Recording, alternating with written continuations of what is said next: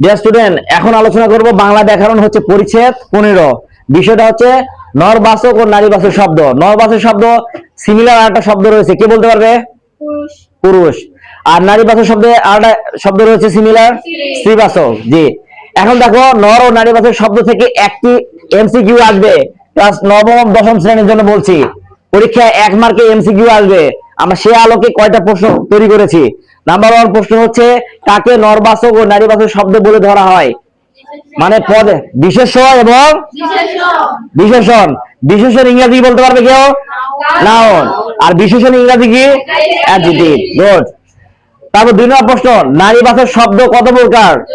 2 প্রকার, পত্নীবাচক আর অপত্নীবাচক। কেউ কি বলতে পারবে পত্নীবাচক শব্দ কি আর অপত্নীবাচক শব্দ কি? একজন ধরে বলো। স্বামী স্ত্রী সম্পর্ক যেখানে বুঝাবে তাকে বলবো পত্নীবাচক, আর স্বামী স্ত্রী সম্পর্কে বুঝাবে যেখানে সেটা বলবো অপত্নীবাচক। গুড। এরপর আসো, নিত্য স্ত্রীবাচক অথবা নিত্য নারীবাচক নারীবাচক শব্দ কি কি এটা জানতে হবে। সতীন সৎমা এর দেয়, মানে নিত্য বলতে কি বোঝাচ্ছে? যা কখনোই পুরুষবাচক হবে না, ঠিক আছে, শুধু এই স্ত্রীবাচকই হবে। নিত্য নরবাচক ও নিত্য পুরুষবাচক শব্দ কি কি তোমাকে জানতে হবে। কৃতদার, অকৃতদার আর হচ্ছে ঢাকি। তারপর দেখো লাস্ট প্রশ্ন, পুরুষবাচক শব্দকে যখন আমরা স্ত্রীবাচক করতে যাব সেই শব্দের শেষে এগুলো যুক্ত করলে আমার স্ত্রীবাচক হয়ে যাবে। কি কি বলতো?